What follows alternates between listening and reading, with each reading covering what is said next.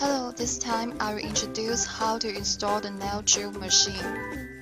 This nail drill machine kit includes pen holder, grinding bits, nail drill machine, side pen holder, file pen, and foot pedal. This is the power button, speed adjusting knob, socket for file pen, direction changing button. Install the side pen holder onto the electric nail drill machine. Rotate the grip of the file pen anti-clockwise to unlock the grinding bit. After that, you can take it out.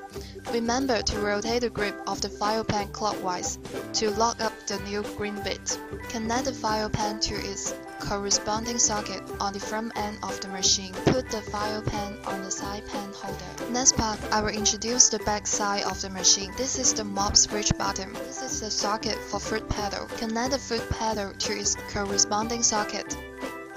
Turn on the power button and then press the mop switch button to foot mop. Stamp the foot pedal to start the file pen. Press the mop switch button back to hand mop.